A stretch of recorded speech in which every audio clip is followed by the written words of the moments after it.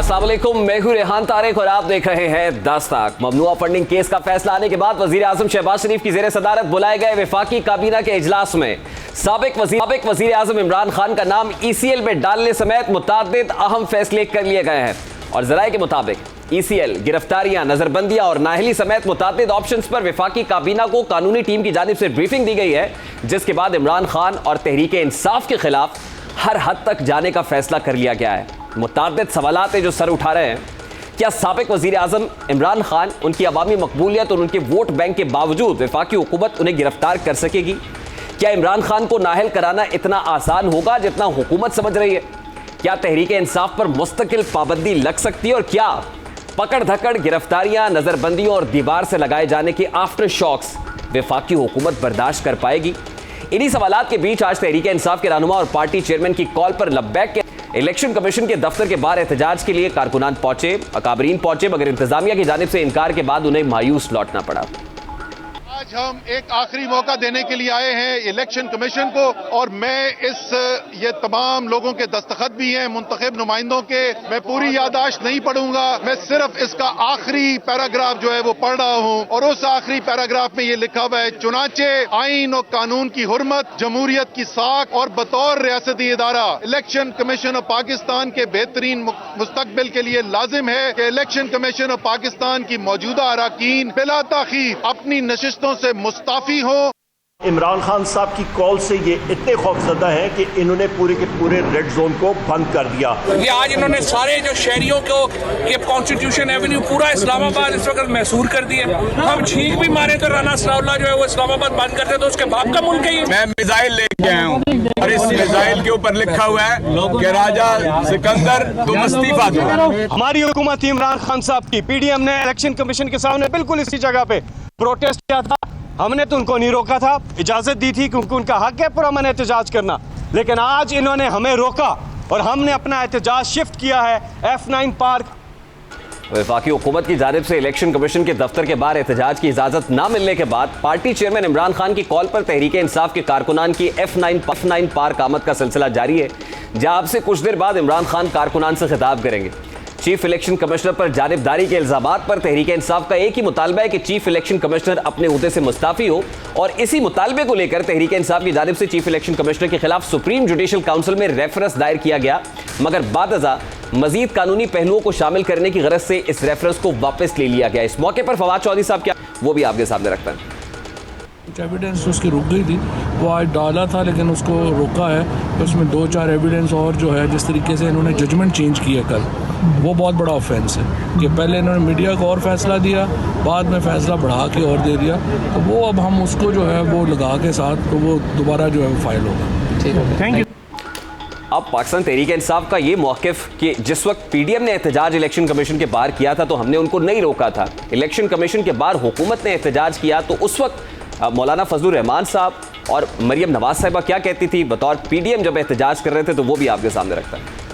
बहुत अफसोस के साथ ये बात कहती हूँ कि हम जिस मुल्क में रहते हैं वहाँ ना आइन है ना कोई इंसाफ है, और आज इलेक्शन कमीशन ऑफ पाकिस्तान के बाहर हम इसलिए जमा हुए हैं कि हम इलेक्शन कमीशन ऑफ पाकिस्तान को उसकी आईनी जिम्मेदारियां याद दिलाएं। जो सूरत हाल आज तक बनी है वो इस बात का बय्यन सबूत है कि हमारे मुल्क का इलेक्शन कमीशन बदतरीन दबाव, मफाद परस्ती का शिकार हो चुका है। इस सारे मामले का एक और पहलू भी है, और वो ये कि इस वक्त तमाम सियासी जमातें और उनके कायदीन एक तरफ हैं और तहरीक इंसाफ और उनके कायद इमरान खान दूसरी तरफ है। एक ही मुतालबा है, कॉमन डिनोमिनेटर और कॉमन हदफ इमरान खान है, जिसकी नाअहली मकसूद है। बाई इलेक्शंस के अंदर पाकिस्तान मुस्लिम लीग नून के साथ जो कुछ हुआ, और ख़ास तौर पे उसके बाद इमरान खान का जो नैरेटिव है उसका जादू सर चढ़कर बोल रहा है। शायद किसी जगह पर हुकूमती इत्तेहादियों की सफ़ों में ये खौफ भी पाया जाता है कि शायद जनरल इलेक्शंस के अंदर इमरान खान कहीं 2/3 मेजॉरिटी ना ले उड़े, शायद इंतखाबात के अंदर इमरान खान को शिकस्त देना बड़ा मुश्किल हो जाएगा। इसलिए सिर्फ एक ही हल है, और वो ये है कि इमरान खान को नाअहल कराया जाए। अगर इमरान खान नाअहल हो जाते हैं तो पाकिस्तान तहरीक इंसाफ ने who is next, Imran Khan के बाद कौन होगा, क्योंकि डायनेस्टी पॉलिटिक्स की बात की जाती है बाकी जमातों के अंदर के, जहाँ पर यकीनन नवाज शरीफ के बाद शहबाज शरीफ भी हैं, मरियम नवाज भी हैं, हमजा शहबाज भी हैं, पीपल्स पार्टी में आसिफ अली जरदारी के बाद बिलावल भुट्टो है, आसफा भुट्टो है, इमरान खान अगर नाहल हो जाते हैं तो पार्टी ऑटोमेटिकली बिखर जाएगी। दूसरी इंपॉर्टेंट चीज यह है कि जब नाहली की बात करते हैं, जहां नवाज शरीफ की नाहली सिटिंग प्राइम मिनिस्टर को घर भेज दिया गया और वो कहते रहे कि मुझे क्यों निकाला, वो जस्टिफाइड नहीं है, तो क्या आज ये पार्टी जिसका अगर 3.5 करोड़ वोटर है उसके कायद को इस तरह से नाअहल कर देने से मामले का हल निकल जाएगा? माजी में जब हुकूमतों को नाअहल करके कायदीन को घर भेजा जाता रहा है तो उस वक्त क्या शिकवा रहा है? ताले आजमाओं का मुकाबला करते रहे, तब यही जमातें इनके कायदीन क्या शिकवा करते रहे, जरा वो भी आपके सामने रखता है। आपकी पैदाइश हूं, अवाम की ताकत ने मुझे इस मंजिल पर पहुंचाया। I wanted to fight for democracy against the military dictatorship imposed upon this country. I wanted to fight for the restoration of the constitution, for the rule of law, for the emancipation of the people of Pakistan. जो खून मारते हैं, जो martial law लगाते हैं, ये कौन है? पाकिस्तान के ठेकेदार हैं? ये हर मामले में कूद पड़ते हैं। इनका क्या काम है? ये अपने डोमेन में क्यों नहीं रहते? ये अपने दायरे में क्यों नहीं रहते? जो आइन ने बताया कि इस दायरे में आप रहे हैं, ये क्यों हुकूमती इदारों के अंदर जो है ना वो आगे कदम रखते हैं? जो आज बीज बोया जा रहा है, क्या कल को काटना पड़ सकता है, ये नहीं सोचा जा रहा? क्या with single stroke of pen अगर नाहली होती है आज इलेक्शन कमीशन के इस फैसले पर, तो कल क्या बाकी जमातें जिनके फैसले पेंडिंग है इलेक्शन कमीशन के पास, कल उनको नाहल कराना with single stroke of pen आसान नहीं होगा? अब इस पर क्या सोच विचार हो रही है? जो आज होगा उसके कॉन्सिक्वेंसेस कल क्या होंगे, बात करेंगे। इस वक्त सीनियर एंकर पर्सन सना बुच्चा साहबा हमारे साथ मौजूद हैं। अस्सलाम वालेकुम सना बुच्चा साहबा, बहुत बहुत शुक्रिया आपके वक्त के लिए। आज इलेक्शन कमीशन के बाहर एहतजाज की कॉल पाकिस्तान तहरीक इंसाफ ने दी, इजाज़त नहीं दी गई।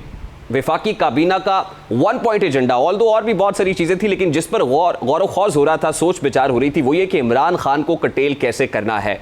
क्या फॉरेन फंडिंग केस का फैसला आने के बाद इसके इम्प्लीकेशंस कानूनी हैं, या आप देख रहे हैं कि ये सियासी जंग बन गई है? अब देखिए, जंग का जो मैदान सज गया है वो किस तरह है। आज अगर इस्लामाबाद आ रहे थे और इलेक्शन कमीशन के बाहर उन्होंने जलसा करना था या धरना देना था, तो ये प्लीज याद रखिए कि पाकिस्तान तहरीक इंसाफ का एक पार्ट रहा है। उन्होंने 2014 में बीवी पर हमला हो, सलवारें लटकाना हो सुप्रीम कोर्ट के बाहर, और भी बहुत सारी चीजें मैं मेंशन कर सकती हूँ, लेकिन जाहिर है कि मुझे भी वो नागवार गुजरेगा कि अगर मैं दोबारा उस वक्त को याद करूँ। तो मेरा ये ख्याल है कि उसके बाद जो इन्होंने पिछले दिनों पर आके इन्होंने फिर रेड जोन क्रॉस किया था, फिर वो तय गैस चैलेंज, फिर वो एक लंबी दास्तान थी कि किस तरह से हमारी माओं को, बहनों को, बेटियों को, बुजुर्ग हजरात के ऊपर तय गैस चैलेंज जो कि हुई भी होगी। लेकिन मसला यही है कि एक पास्ट और एक रेपुटेशन होती है आपकी कि आप किस किस्म के आपके साथ पॉसिबिलिटीज अटैच हैं। और इमरान खान साहब के शायद आप पैशनेट कह दें, इंतजार फैलाने वाले कह दें, लेकिन वो हैं, मतलब जाहिर है कि anything can go south with Imran Khan साहब, और ये जरा उनकी अब मिजाज में है।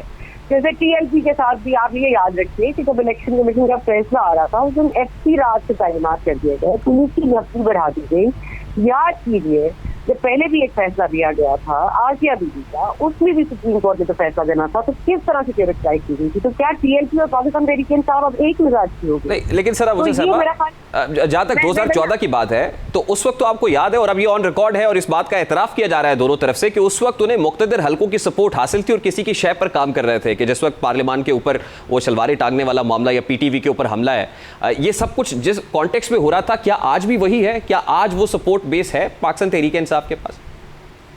देखिए, इमरान खान साहब के सपोर्ट का उनको बेहतर पता होगा, लेकिन मेरा ये ख्याल है कि ये बहुत लम्हा फिक्रिया है और ये आप बिल्कुल ठीक कह रहे हैं कि कॉमन डिनोमिनेटर पाकिस्तान तहरीक इंसाफ है। मसला ये है कि इस मुल्क में इस कदर गड़बड़ हो गई है चीजें, इंसाफ और नाइंसाफी इस कदर मिल गई है कि आप इंसाफ को अलहदा नहीं कर पाते। आपको कहीं ना कहीं ज्यादती करनी पड़ जाएगी अगर आपको इंसाफ पे वापस आना है। किसी का भी पास यहाँ पर ताबनाक नहीं है, सबका अल्हम्दुलिल्लाह यहाँ पे इसी तरह से आए हैं, सब उन्हीं नर्सरियों में पले बड़े हैं, सब ने उसी तरह का पावर एंजॉय किया है, सब ने उसी पावर को अपने साथ अपने लिए इस्तेमाल किया है, सब ने उसी एब्सोल्यूट पावर पे करप्शन की है, सब ने की है। ये इमरान खान साहब उनसे जुदा नहीं है। इमरान खान साहब का मसला ये है, जो कॉमन डिनोमिनेटर है वो ये है कि ना तो मतलब मैंने खेलना है ना मैंने खेलने देना है, और एक रैंक है कि मैं सादिक, मैं अमीन, मैं अच्छा मुस्लिम, मैं अच्छा ईमान वाला, मैं अच्छा आदमी, मैं अच्छा सोचने वाला, मैं अच्छा समझने वाला। मैं जो दुनिया को जानता हूँ, मैं जो हर किसी के बारे में बेहतर जानता हूँ, मैं जो वेस्टर्न वर्ल्ड को आपसे बेहतर समझता हूँ, मैं जो ईरान जाके कोई भी बात कर सकता हूँ तो मैं बेहतर जानता हूँ, मैं जो सालिसी का किरदार अदा कर सकता हूँ अमेरिका और ईरान के दरमियान, तो कि मैं बेहतर जानता हूँ। भाई आप क्या जानते हैं? पॉइंट ये है कि आप अपने आप को ओवरसेल कर चुके हैं इमरान खान साहब। आपके खिलाफ आज ये इलेक्शन कमीशन का मसला इतना बड़ा इसलिए हो गया है क्योंकि आपका तो नैरेटिव ही ये था, आपकी तो बुनियादी पैदाइश, बुनियादी चलना, बुनियादी पार्टी यही है कि आप तो सच्चे ईमानदार आदमी थे। लेकिन सना मुझा साहब, माजरत के साथ इसके बावजूद अगर कानूनी पहलुओं को देखें तो शायद इमरान खान साहब को नाअहल कराना इतना आसान नहीं है जितना वफाकी हुकूमत समझ रही है। अगर माजी में नवाज शरीफ साहब को नाअहल करार देना, उनके ऊपर 62(1)(f) लटकाना, उनकी तलवार लटकाना अगर अनजस्टिफाइड था, तो इमरान खान को आज तमाम कानूनी तकाजों को बालाए ताक रख के बाय यूज ऑफ फोर्स नाअहल कराना जस्टिफाइड होगा? मैंने यही सवाल कल अपने प्रोग्राम में उठाया था। मैं आपके पॉइंट ऑफ व्यू से बिल्कुल, मेरा पॉइंट ऑफ व्यू मैच करता है। मैं नहीं समझती कि अगर हम two wrongs will make a right, ठीक है। अगर अब इनके पास दो ऑप्शन है, अगर तो अदालत इनके खिलाफ नाअहल करार दे देती है इमरान खान साहब को, तो then we are back at square one. फिर नवाज शरीफ साहब का फैसला कायम रहता है, फिर Nawaz Sharif sahab doesn't get scot free, he doesn't get away scot free, उनके ऊपर फैसला बरकरार रहता है। इसका मतलब है कि जिस चीज को आप प्रेसिडेंट बनाकर या जिस चीज के लिए आप पैरेलल ड्रॉ कर रहे हैं, वो केस तो वैसे ही रहेगा ना, उसका फैसला तो इंटैक्ट रहेगा। अगर उसी केस में, उसी सजा में आप इम्प्लीकेट करवाते हैं 62(1)(f) में इमरान खान साहब को, तो फिर back to square one, Nawaz Sharif भी वहीं रहते हैं, आपको भी वही सजा मिल जाती है। तो हमने क्या अचीव कर लिया? तो ना फिर इनको पीएमएल नून को कोई इसका एडवांटेज तो नहीं है ना। तो ये अकल से थोड़ी सी सोच समझ के इनको मामला करना चाहिए। मेरा नहीं ख्याल कि उनके ऊपर बहुत सारे केसेस ना अहली तायात, मुझे नहीं पता, लेकिन मुझे तो नवाज शरीफ साहब के लिए भी लगता है बिल्कुल गलत है। वो एक बहुत गलत फैसला था जिसको हम आज तक उस पर कायम है। लेकिन मसला ये है ना कि कौन सा फैसला आपको याद है लास्ट जो इस मुल्क में हुआ हो, जो कि ठीक था, जो इंसाफ के दायरे में हुआ, जो कानूनी तौर पर हुआ, जिसमें कोई पुशिंग एंड शविंग। जी प्रॉब्लम ये है ना, देखिए कि हमारे यहाँ शायद कानून तो एक मोम की गुड़िया है जो जरा सी तपिश से पिघल जाती है, और कानून के ऊपर सियासत और कुछ और हलकों का असर शायद वो ज्यादा बड़ा स्ट्रॉन्गर होता है। वो हमारे यहाँ कानून जो है वो बहुत फ्लेक्सिबल चीज है, जिसको जो भी अपने मर्जी के मुताबिक, अपने वेस्टेड इंटरेस्ट के मुताबिक मोड़ लेता है। लास्टली सना मुझा साहब, मेरा सवाल ये है कि इमरान खान को गिरफ्तार करना क्या ऑन पेपर्स है? क्या वफाकी हुकूमत ऐसा सोच रही है? आपके सोर्सेज क्या कहते हैं? और दूसरा ये कि क्या ये मामला बैकफायर नहीं करेगा? ये इतना आसान होगा कि नजरबंदियां हो जाएं, गिरफ्तारियां हो जाएं, ECL में डाल दें? What difference does it make for Imran Khan साहब? देखिए, एक बहुत छोटा सा एग्जांपल मैं आपको दूंगी। I hope that will help you understand कि मामला क्या है। मामला ये है कि दो पार्टीज हैं या दो बच्चे हैं जो लड़ रहे हैं आपस में, और उनकी लड़ाई में कोई बीच में बोल नहीं रहा, और वो उनको छोड़ दिया गया है कि आप अपने मामला को खुद सॉर्ट कर लें। लेकिन एक हद तक अगर बच्चे को कोई मारेगा या कोई फिजिकल हार्म पहुंचाने की अगर कोई कोशिश की जाएगी, तो कोई बड़ा जो है वो स्टेप इन करेगा। मसला ये है कि आप ये देखिए कि आज PDM की मीटिंग हुई थी, नहीं हुई। आज रजिस्ट्रार के पास गए, इलेक्शन कमिश्नर के खिलाफ रेफरेंस लेके वापस ले ली गई।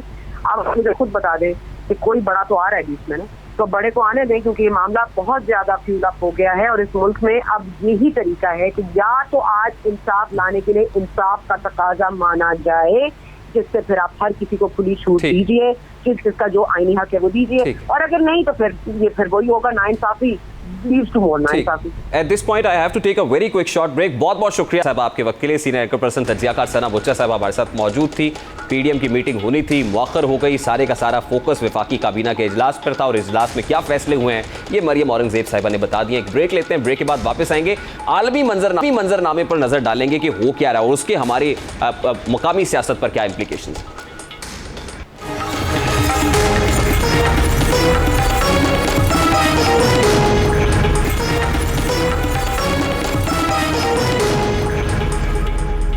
Welcome back. इस वक्त वफाकी वज़ीर इत्तलात मरियम औरंगजेब साहिबा प्रेस कॉन्फ्रेंस कर रही हैं, और वफाकी हुकूमत ने फैसला किया है कि इमरान खान के खिलाफ, उनकी पार्टी के खिलाफ एक रेफरेंस सुप्रीम कोर्ट में भेजा जाएगा, और उसके बाद सुप्रीम कोर्ट फैसला करेगी। मरियम औरंगजेब फरमा रही हैं कि चोर दरवाजे से सुप्रीम कोर्ट में कुछ नहीं जाएगा, और फिर ये तहकीकात की रकम कहाँ से कैसे आई है, ये तहकीकात वफाकी तहकीकाती इदारा यानी FIA करेगा। यानी FIA से ये प्रॉब कराने का फैसला कर लिया गया है। यानी हुकूमत अब हर हद तक जाने की ठान चुकी है।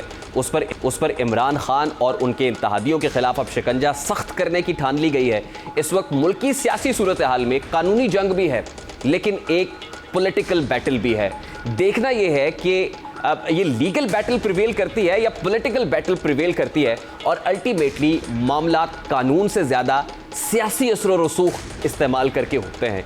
कौन किसे प्रेशराइज करता है। लेकिन इस वक्त सूरत हाल ये है कि एक स्टैंड ऑफ है जिसमें कोई भी बात करने के लिए तैयार नहीं है, बल्कि एक दूसरे पर पावर के साथ, यानी पावर पॉलिटिक्स प्रिवेल कर रही है इन दोनों चीज़ों के दरमियान में। अब एक बड़ी थिन लाइन है, इसको रोकने के लिए कौन इंटरवीन करता है, कौन आता है बीच बचाव कराता है, या अल्टीमेटली मामला उसी तरफ जाते हैं जैसे हमारी पॉलिटिकल हिस्ट्री में होता रहा है कि हम बड़े बड़े सियासी लीडर्स को नाअहल कराते हैं, घर भेज देते हैं किसी के साथ, ऑब्वियसली किसी ना किसी की एड के साथ, मदद के साथ। ये माजी में भी होता रहा है। क्या अब भी पॉलिटिकल हिस्ट्री रिपीट होगी या इस बार तब्दीली होगी, और बिगड़ने से पहले, बिगाड़ से पहले इन मामलात को थाम लिया जाएगा।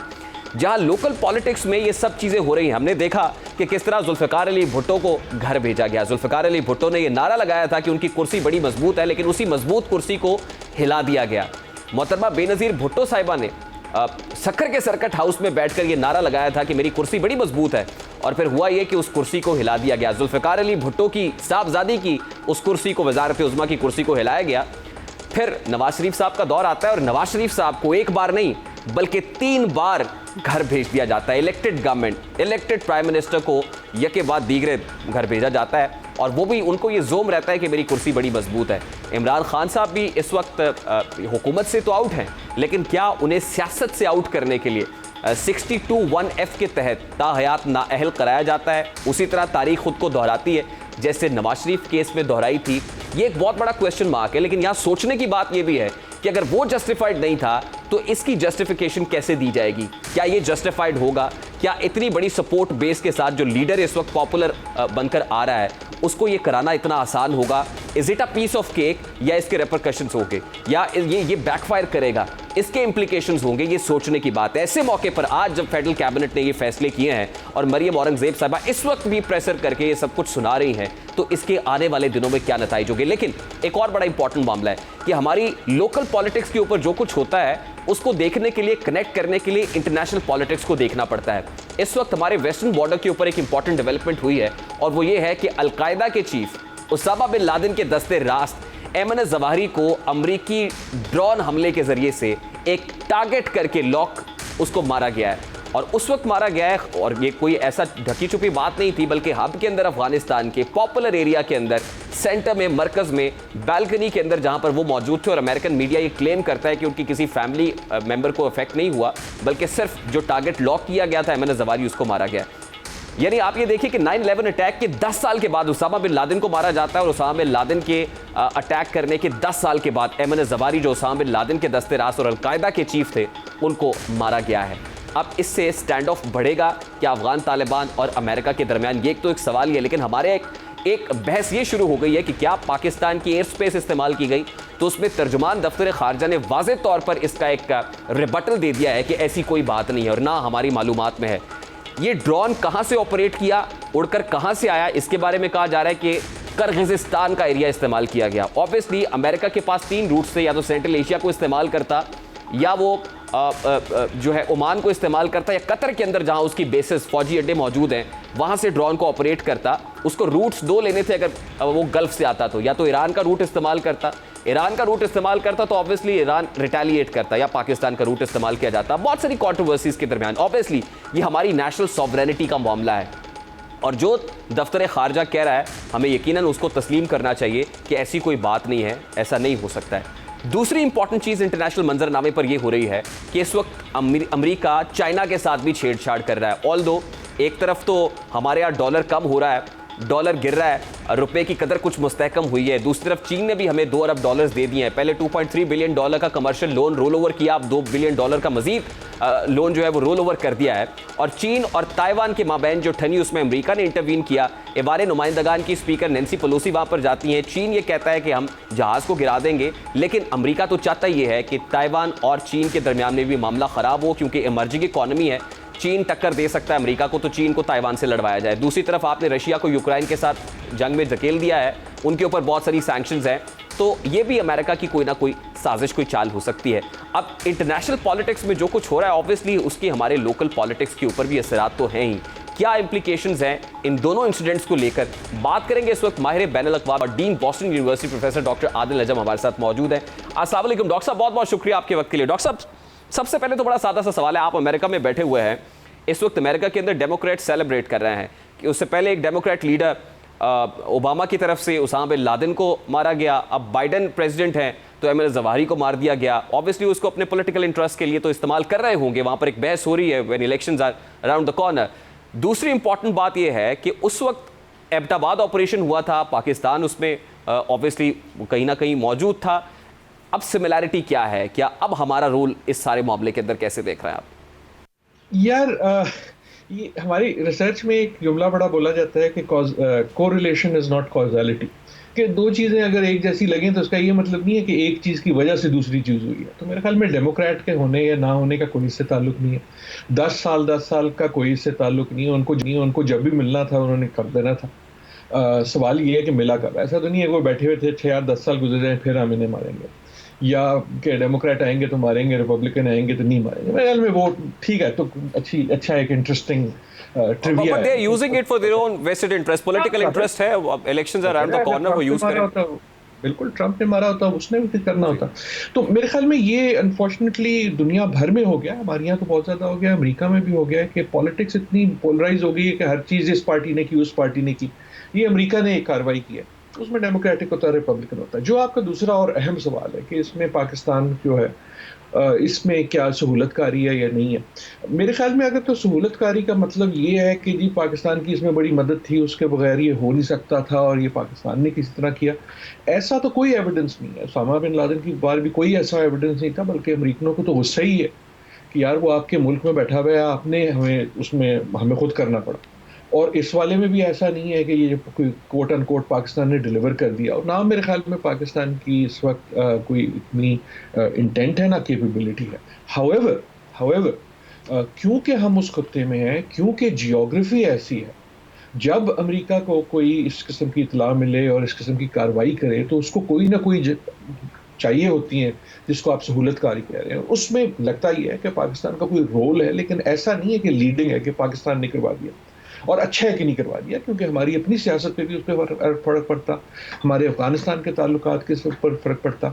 ये एक अमेरिकन कार्रवाई थी। इसकी असली अहमियत ये नहीं है कि अयमन अल ज़वाहिरी कोई अब बहुत बड़ी चीज़ थी। ये वो अयमन अल ज़वाहिरी नहीं है जो 20 साल पहले थे या उससे पहले 30 साल पहले थे, जो सबसे इंपॉर्टेंट थे, द आइडियोलॉजिकल फॉन्ट जो ऑपरेशंस में आ गए थे। इसकी अहमियत ये है कि अमेरिका ये सिग्नल कर रहा है कि जनाब हम अफगानिस्तान छोड़ गए, लेकिन हमने ये वॉर ऑन टेरर ख़त्म नहीं की, हम भूले नहीं।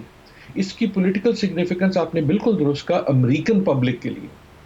इसकी इंटरनेशनल सिग्निफिकेंस तालिबान के लिए तो बहुत है, अफगानिस्तान के लिए बहुत है, लेकिन सबसे ज़्यादा अमेरिकन पब्लिक के लिए है, जहां एक इलेक्शन से पहले सदर बाइडेन और डेमोक्रेट्स जो हैं वो इसलिए इसका क्रेडिट ले रहे हैं और लेना चाहते हैं कि देखो तुम हमें कहते थे कि अफगानिस्तान छोड़ के भाग गए, लेकिन उसका ये मतलब नहीं है कि we have given up on this fight, ये हम लड़ते रहेंगे। और पैरेलल सर इसके दोहा पीस एग्रीमेंट के ऊपर भी कुछ इंप्लीकेशंस होंगे, मैं उस तरफ आता हूं। लेकिन दूसरी इंपॉर्टेंट बात यह है कि जब ये सब कुछ हुआ है, मतलब एमएल जवाहिरी को ड्रोन स्ट्राइक में मारा गया, ये कहां से ऑपरेट हुआ, ड्रोन कहां से आया? क्योंकि हमारे यहाँ एक बहुत बड़ी डिबेट होती है कि अमेरिका को आपने अड्डे देने, फौजी अड्डे देने या नहीं देने, और फिर एब्सोल्युटली नॉट का एक नैरेटिव हमारे यहाँ इस वक्त भी पॉपुलर है। अब ये स्टेटमेंट सामने आया कि किर्गिज़स्तान से गया था। पहले ये अंदाज़ा लगाया जा रहा था कि हो सकता है ओमान से या कतर से हो, ओमान और कतर से एयर स्पेस या तो ईरान की यूज़ की जा सकती है या पाकिस्तान की। ईरानी प्रेमिसेस के अंदर अगर अमरीकी ड्रोन एंटर होता है तो क्योंकि वो रिटेलिएट करते हैं तो शायद पाकिस्तान एक सॉफ्ट टारगेट होता है, वो इजीली फ्लेक्सिबिलिटी हमारे यहाँ होती है। अब किर्गिज़स्तान से आया तो आप इसको जियोग्राफिकली कैसे देखते हैं, इस पोजिशनिंग को, कि अल्टीमेटली ये कहाँ से होके गुजरा और फिर उसने अपने टारगेट जो लॉक्ड था उसको हिट किया? देखिए, सही इसका ऑनेस्ट जवाब तो ये है कि हमें नहीं पता, इसीलिए ये चीमागुइयाँ हो रही हैं ना कि इधर से आया या उधर से आया, नॉर्थ से साउथ आया कि साउथ से नॉर्थ गया, कि किस हिसाब से आया। So we do not know, that is why ये गुफ्तगू हो रही है, आपका सवाल भी, और कि किर्गिज़स्तान का क्या ताल्लुक था, पाकिस्तान का क्या ताल्लुक था। एक चीज़ मैं ज़रूर वाजे करना चाहूँगा कि अगर आपकी स्पेस के ऊपर से गुजरा भी, उसका ये मतलब नहीं है कि अड्डे दे दिए गए, राइट? अड्डे, ये जो लफ्ज़ है ना, इसने एक वैल्यू ले ली है, इसने एक मतलब ले लिया है, वैसा तो मेरे ख्याल में बिल्कुल नहीं है। दूसरी मेरे ख्याल में इसमें गुजारिश ये होगी कि जब अमेरिका ने फैसला कर लिया मिलिटरीली कि यार ये हमारे पास है टारगेट, हमें इस वक्त यकीन है कि ये यहाँ है, हमने ये करना है, आई डू नॉट थिंक कि उसने रुक जाना था, इजाज़त और नॉट इजाज़त, चाहे किर्गिस्तान हो चाहे वो पाकिस्तान। इन अ वे अभी तक जो हमें सिर्फ पता है वो ये कि पाकिस्तान ने कोई इसकी ऑफिशियली या किसी दूसरे तरीके से। Doctor sahab, I am really sorry to interrupt you here. मैं चाहता हूं इस पे भी क्लैरिटी आनी चाहिए कि यूनाइटेड नेशन सिक्योरिटी काउंसिल की शायद एक रेजोल्यूशन है जिसके मुताबिक लॉजिस्टिक सपोर्ट के लिए तो आप अपनी एयर स्पेस दे सकते हैं। अब वो लॉजिस्टिक सपोर्ट तक है या इस तरह के ऑपरेशन के लिए भी है? यूएनएससी की रेजोल्यूशन ये भी कहती है। और फिर वो खासतौर पे बात हो रही है कि जब एयर स्पेस यूज की इवैक्यूएशन के बाद तो फिर उसमें पाकिस्तान तहरीक इंसाफ गवर्नमेंट ने यहाँ पर कोई कॉन्ट्रैक्ट रिन्यू किया था। इस पर जरा क्लैरिटी दें। देखिए ना, एक तो ये है कि हमारी अपनी पार्टियों ने जो भी इसकी पॉलिटिकल कैपिटल करनी है वो करना है, उसका ताल्लुक जो असली इंटरनेशनल अफेयर से तो नहीं है। वो तो हमारी अपनी सियासत इतनी बिखरी हुई है कि हर एक ने पॉइंट स्कोरिंग करनी है, तुमने ये करवा दिया वो करवा दिया। मेरे ख्याल में गवर्नमेंट कोई भी होती, अगर आप पे प्रेशर पड़ता, देखो ना जब ओसामा बिन लादेन हुआ तो वो पाकिस्तान की मर्जी से तो नहीं हुआ था। जब एक बड़ी ताकत कुछ करती है, और आई एम साउंडिंग सिनिकल, लेकिन यूएन की जो मर्जी रेजोल्यूशन हो उससे वो रोक नहीं जाना था। यूएन की रेजोल्यूशन तो कश्मीर पे भी है, हुआ रेफरेंडम कश्मीर में। तो कहने का मतलब ये पावर पॉलिटिक्स नहीं होती ना कि एक बड़ी कुव्वत है उसके लिए ये एक्टिविटी अहम थी, उसने ये करनी थी। और इन अ वे अभी तक ये किस तरह कर ली कि किसी और पे उसका कीचड़ उस लिहाज से नहीं उभरा। पाकिस्तान का क्या इसमें इस वक्त रोल था? अभी तक तो यही लगता है कि कोई इतना ज्यादा कोई ऐसा सिग्निफिकेंट रोल नहीं था।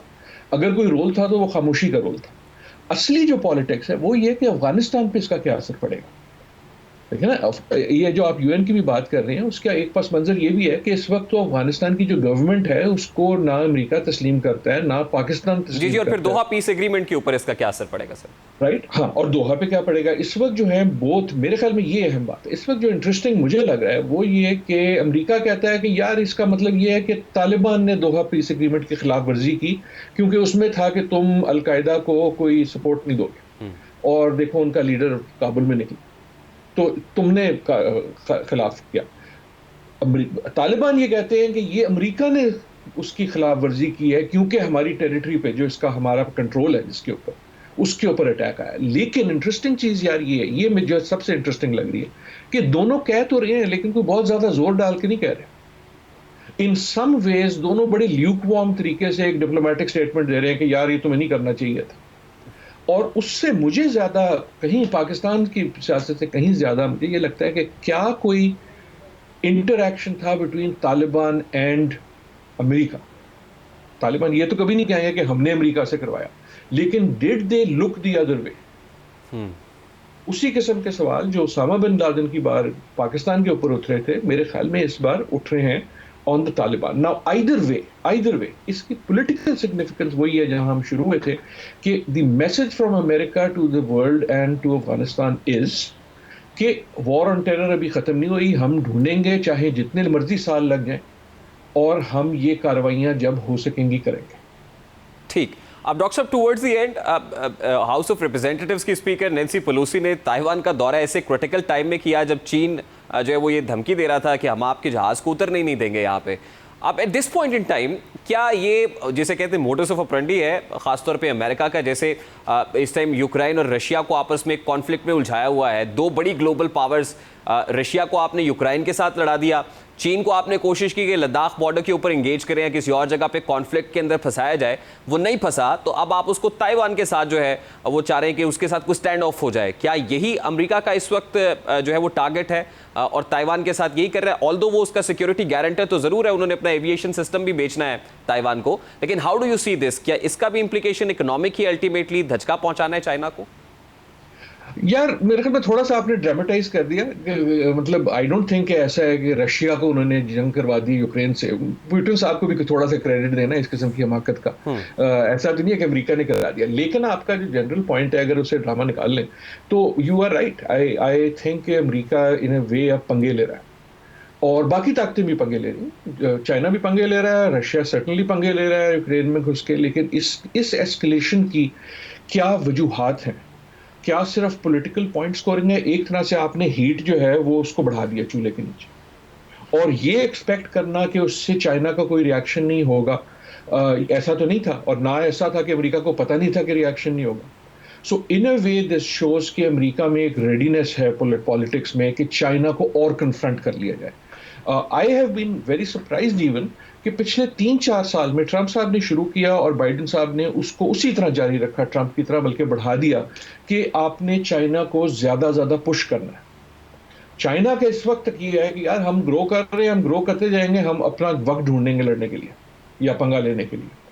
इन अ वे अमेरिका की स्ट्रैटेजी लग रही है कि अगर तुम बड़े हो और अभी चाइना ग्रो कर रहा है, वहां नहीं पहुंचा जहां आप हो, तो पंगा जल्दी ले लो। राइट, क्योंकि देखे ना, एक ग्रोइंग पावर है, एक बड़ी पावर है। तो डॉक्टर साहब, ये जो प्रेसिडेंट शी है, ये पुतिन जैसी हमाकत कर सकते हैं? कर सकते हैं, लेकिन आई डोंट थिंक करेंगे। आई थिंक चाइना, देखें 5000 साल की सिविलाइजेशन बड़ी चीज होती है।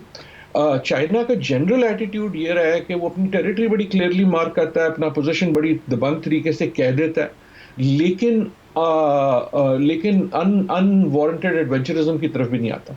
लेकिन मेरे ख्याल में नैन्सी पेलोसी के जाने से अमेरिका ने और नैन्सी पेलोसी ने चाइना के लिए कम कर दिया है टेरिटरी इन द सेंस कि उनके ऑप्शंस मुख्तसर कर दिए। चाइना ये नहीं अब अफोर्ड कर सकता कि चुप बैठा रहे, यार तुम आगे चलो, ठीक है फिर आगे चल दे। ऐसा होना मुश्किल होगा। So you should expect some Chinese reaction. I do not think it will be a military reaction. Nancy Pelosi का जाना कोई मिलिट्री की बात तो नहीं थी ना। तो I think it will be a proportional but clear reaction कि हमने कुछ रेड लाइंस लगाई थी, उनको आप क्रॉस करोगे, चाहे वो इकोनॉमी के हिसाब से हो, चाहे वो एक ट्रेड के हिसाब से हो, चाहे वो किसी और इंटरनेशनल फोरम पे हो। मेरे ख्याल में ये कैलकुलेटेड मूव भी है। लेकिन माइनर कैलकुलेशन तो ये हो सकती है कि इलेक्शन आ रहे हैं और बाइडेन साहब और डेमोक्रेट्स डेमोन्स्ट्रेट कर रहे हैं कि हम मस्कुलर हैं, हम चाइना से बुली नहीं होंगे। लेकिन लॉन्ग टर्म इम्प्लीकेशन ये है कि आपने एक जो बहुत सी दिहाइयों का एक सिचुएशन था जिसमें एक प्रिकेरियस बैलेंस था, उस बैलेंस को पुश कर दिया। नैन्सी पेलोसी का जाना भी इसमें इंटरेस्टिंग है। देखा ना, सदर तो नहीं गए, सो हाईएस्ट रैंकिंग जरूर है, लेकिन वो क्या है कि गवर्निंग पार्टी की लीडर है। सो इन अ वे ये प्रोपोर्शनली कह लें या जो भी, अमेरिका ने एक तरह से आग जो है उसको थोड़ा सा और बढ़ा दिया है। ये एक्सपेक्ट करना कि चाइना जो है will look the other way, I do not think it is likely, और ना ऐसा है कि अमेरिका ने ये सोच के किया। बहुत बहुत शुक्रिया। प्रोफेसर डॉक्टर आदिल नजम हमारे साथ मौजूद थे। आलमी मंजरनामे पर क्या कुछ हो रहा है और उसके हमारी रीजनल पॉलिटिक्स के ऊपर क्या असरात हैं, ये डिस्कस करना बहुत ज़्यादा इंपॉर्टेंट था, खासतौर पे इस पर्सपेक्टिव के अंदर जो इस वक्त पॉलिटिक्स हो रही है। एक और बड़ी इंपॉर्टेंट स्टोरी है, मुझे ब्रेक पर जाना है, लेकिन उससे पहले मैं चाहता हूँ वो स्टोरी आपके सामने रखूँ। इस वक्त कौमी असम्बली के हल्का NA 157 में बाई इलेक्शन होना है। मुल्तान की नशिस्त NA 157 जो शाह महमूद कुरैशी साहब के साहबजादे ज़ैन कुरैशी की छोड़ी हुई नशिस्त है, क्योंकि ज़ैन कुरैशी साहब ने पंजाब के बाई इलेक्शंस में प्रोविंशियल असम्बली में आना बेहतर समझा, क्योंकि पाकिस्तान तहरीक-ए-इंसाफ नेशनल असम्बली से इस्तीफे दे चुकी है। अब नेशनल असम्बली से इस्तीफे देने के बाद NA 157 की नशिस्त के ऊपर कंटेस्ट करना, सबसे पहले तो इसकी तुक समझ नहीं आती।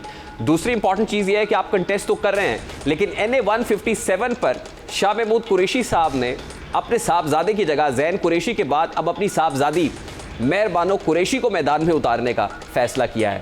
और मेहर बानो कुरैशी साहिबा से मुताल्लिक कुछ वहाँ के हल्के के लोग पैगामात भी भेज रहे हैं कि खुदारा आप ये इलेक्शन जीतने के बाद सोचिएगा कि आप कराची से मुल्तान शिफ्ट हो जाएं, क्योंकि ये साहबजादी इनकी कराची में मुकीम और वो वहाँ पे है। अब NA 157 का इंतखाब मुल्तान के लोगों के लिए है। फिर डायनेस्टी पॉलिटिक्स पर भी बात हो रही है कि ज़ैन को पहले शाह महमूद कुरैशी, फिर ज़ैन कुरैशी और ज़ैन कुरैशी के बाद अब मेहर बानो कुरैशी।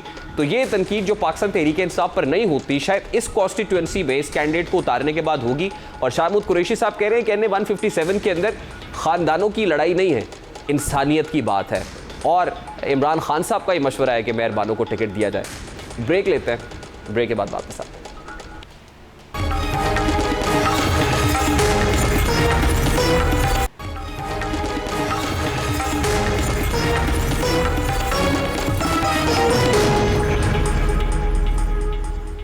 कॉमनवेल्थ गेम्स में पाकिस्तानी खिलाड़ियों ने कौम का सर फख्र से बुलंद कर दिया है। शाह हुसैन शाह ने कांसी का तमगा जीतकर पाकिस्तान का मेडल के लिए इंतजार खत्म किया, तो नूर दस्तगीर बट ने तलाई तमगा जीतकर तारीख रकम कर दी है। बरतानवी शहर बर्मिंघम में जारी कॉमनवेल्थ गेम्स के छठे रोज दोनों ने पाकिस्तान के लिए पहला तलाई और कांसी का तमगा हासिल किया। नूर दस्तगीर बट ने वेट लिफ्टिंग के मुकाबले में मजमूई तौर पर 405 किलोग्राम वजन उठाकर गोल्ड मेडल जीता। 23 साल नौजवान ने 4 साल कबल ऑस्ट्रेलिया के गोल्ड कोस्ट में कॉमनवेल्थ गेम्स के गुज़श्ता एडिशन में कांसी का तमगा जीता था। नूर दस्तगीर ने मर्दों के प्लस 109 किलो वेट लिफ्टिंग के फाइनल स्नैच में आगाज से ही तिलाई तमगा जीतने का आज़म जाहिर कर दिया था, जब उन्होंने शुरू से ही जबरदस्त कारकर्दगी दिखाई और पहले 170 किलो वजन उठाया, जबकि दूसरी कोशिश में उसे 173 किलो तक ले गए। इसके बाद नूर दस्तगीर ने क्लीन एंड जर्क सेशन में भी 232 किलोग्राम वजन उठाकर मैदान मार लिया। उनकी स्नैच में 173 जबकि क्लीन एंड जर्क में 232 किलो वजन की लिफ्ट्स कॉमनवेल्थ गेम्स की प्लस 109 वेट कैटेगरी की रिकॉर्ड लिफ्ट्स हैं। शुजाउद्दीन मलिक के बाद नूर दस्तगीर पाकिस्तान की वाहिद वेट लिफ्टर है जिन्होंने कॉमनवेल्थ गेम्स में गोल्ड मेडल जीता है। शुजाउद्दीन मलिक ने 2006 में 85 किलोग्राम कैटेगरी में कामयाबी समेटी थी। इससे कुछ घंटों कबल नौजवान जुडो का शाह हुसैन ने कोवेंट्री स्टेडियम में जुडो मुकाबले में मर्दों के 90 किलोग्राम कैटेगरी में कांसी का तमगा जीतकर पाकिस्तान का नाम रोशन किया। और पाकिस्तान के लेजेंडरी बॉक्सर हुसैन शाह ने बेटे 29 साला शाह हुसैन ने कांसी के तमगे के मुकाबले में जनूबी अफ्रीका के थॉमस लॉसेस और बाग को नाकाबिले शिकस्त स्कोर बनाकर जेर कर लिया। शाह हुसैन ने दूसरी मरतबा कॉमनवेल्थ गेम्स में मेडल जीता है और इससे कबल 2014 के मुकाबलों में चांदी का तमगा जीत चुके हैं। नूर दस्तगीर बट की कामयाबी पर पाकिस्तानियों की जानिब से भरपूर खुशी का इजहार किया गया और नूर दस्तगीर को मुबारकबाद दी गई।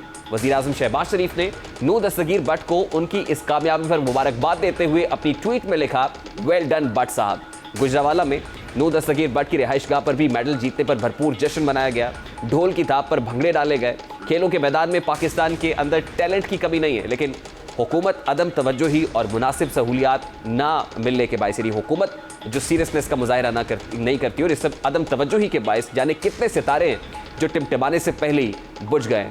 ज़रूरत सब्र की है कि हमें मुल्क के बाकी शोबों की बेहतरी के साथ साथ खेलों को भी फ़रोग़ देना होगा और अपने खिलाड़ियों की बेहतर तरबियत करना होगी ताकि हमें ऐसे पुरमुसरत लम्हात के लिए हाइयों इंतज़ार की सूली पर ना लटकना पड़े।